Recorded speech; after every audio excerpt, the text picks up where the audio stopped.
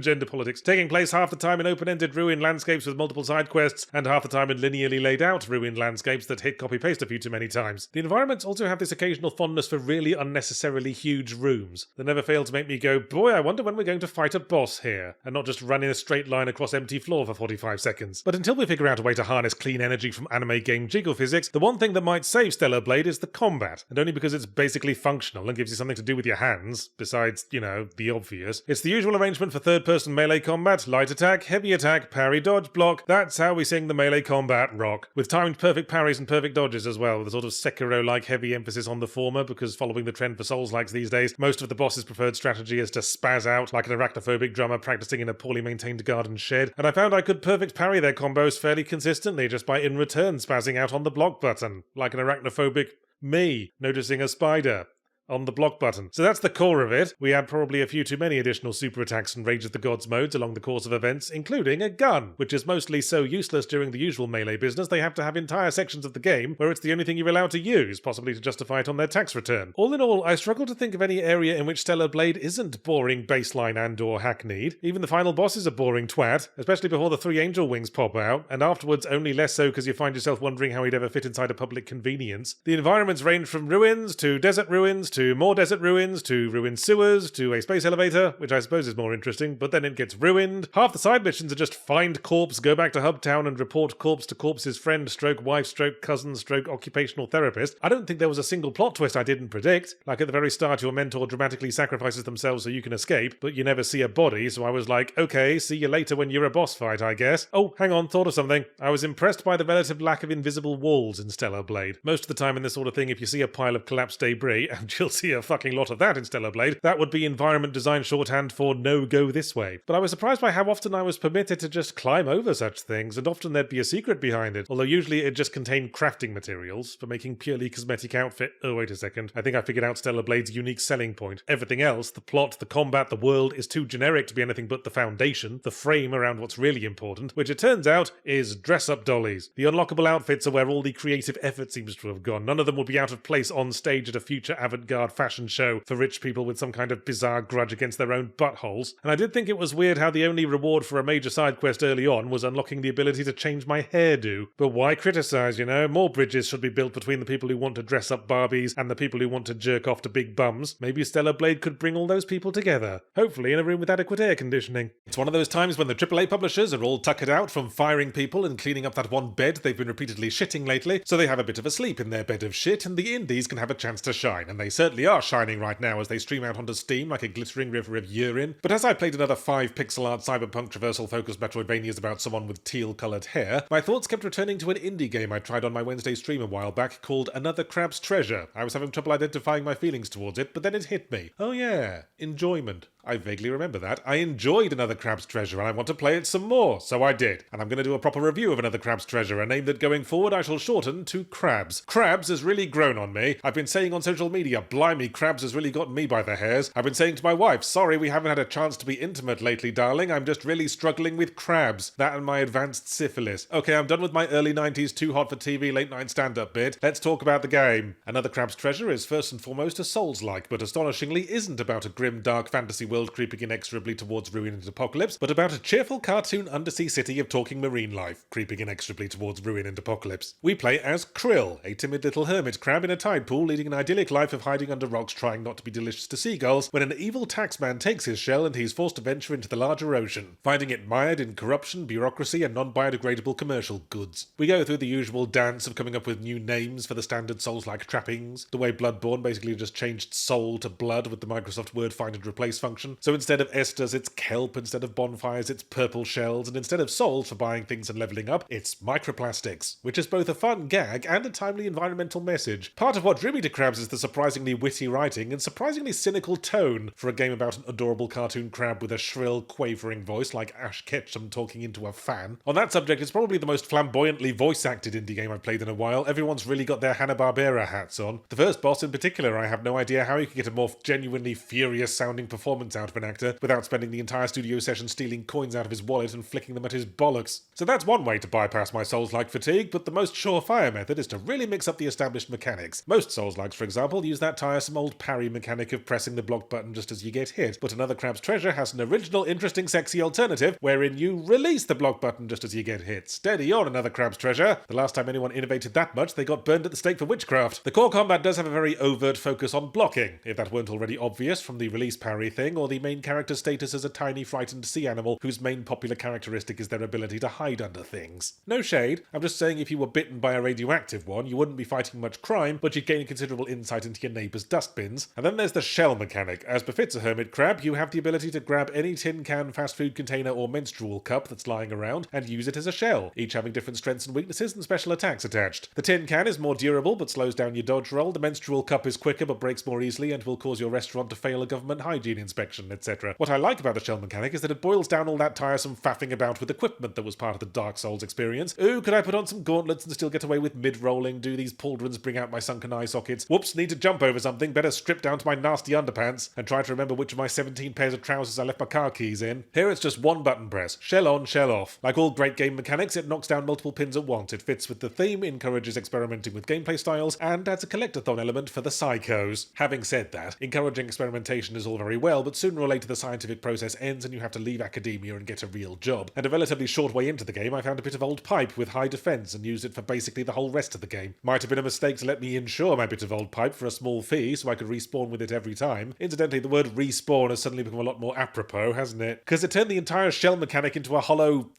epidermis of its former self, and it's one of several questionable design decisions on the game's part. There's also a platforming focus, so the environments are having a bit of a love affair with bottomless pits. Don't gaze into the abyss, another crab's treasure. The abyss is pretty emotionally unavailable these days, and I was falling down them from misjudging the recoil on some of my attacks more than I care to admit. But after a while I noticed that as I was falling down, I could pause, equip the one accessory that removes all penalties for falling into pits, then unequip it again as soon as I was safely back on solid ground, and that really felt like something I wasn't supposed to do. So as Souls-likes go, it's pretty easy, especially after you've gotten to grips with parrying and bought out the skill tree. But you know what? I'm fed up to the hollow eye sockets with everything trying to out-Souls the Souls just by getting harder all the time, when there are so many other ways. An engaging story full of characters with nice clear motives, that's a good start, and being actually funny. I mean, if slaughtering mindless, once intelligent beings en masse in a world inexorably creeping towards doom isn't a good time for giggles, I don't know what is. So I like having crabs. It scratches an itch in a place I never knew I had, ironically. For all its points of dodgy design and slightly annoying camera, it's compelling and imaginative, and it has a heart of delicious lemony flesh in a yielding crunchy carapace. I mean, it's a cartoon game basically in the setting of SpongeBob SquarePants, whose story deals with themes of despotism, corruption, class division, exploitation of the poor, disillusionment, environmental collapse. There's a bit where giant creepy spiders with telephones on their heads fire lasers at you, and the final message of the story is, nothing's getting better, so fuck it. And that's pretty sound philosophy for a crab. An ambitious crab and a cowardly crab make an equally tasty bisque. Well, it's different. At least it's not called Vengeance Rising Aftermath or whatever. I don't know if it's an improvement. V Rising sounds more like ER Doctor shorthand for some malady of the female reproductive organs. In truth, V Rising is a base building crafting action RPG sort of affair, but rather than being the usual hapless schlub in leaf pants going about smacking trees and rocks, you're a cool and dangerous vampire warrior going about smacking trees and rocks. I like the way our character continues doing their cool swishy attack combos with cape fluttering dramatically as they cut down trees. Nice commitment to the bit. V Rising employs an overhead camera, giving the action RPG bits of sort of a Diablo-y feel, and the base building bits an aura of The Sims, the whole effect being akin to an updated version of the first Legacy of Kain game, but where Kain splits his time equally between bloody revenge upon the living and landscape gardening. The story of Elevated Vagina is, to put it diplomatically, clearly geared for the attention deficit. One cutscene at the start and that's your lot. Hey, vampires used to rule, now they drool, humans run the world, now you're a vampire, do something about it, I guess. Then you wake up in a cemetery with nothing but your dad's old trousers and a crafting recipe for a pointy stick. Feel like adding a bit more context to this game? Piss off and punch some trees, bitch. I'm not Anne fucking Rice. Not that the game is without direction. The various mechanics are dribbled in through a series of mandatory quests. Craft pointy stick, beat a wolf to death, clean fragments of wolf skull off your tights. Christ, you're a natural. We're thankfully spared having to scarf down water and wolf guts to keep hunger and thirst meters topped up, but as a vampire we do need to drink blood, which is an interesting curveball. Different blood has different qualities, but it keeps running out. You might find a virgin kickboxing instructor whose blood gives you 50% extra damage and regeneration, but then you use it all up, taking a few too many hits and have to scurry home on 2 crack addicts and a dead caterpillar. Anyway, we get handheld through our first few ventures into a countryside dotted with bandit camps and a startling amount of unclaimed real estate, on which we construct a base, making do with wooden barriers and magical mist generators, before we can start taking refuge from the sun with anything as technologically sophisticated as a ceiling. And once we're settled, the game unveils our actual goal. Broadly speaking, we need to gather some V-blood.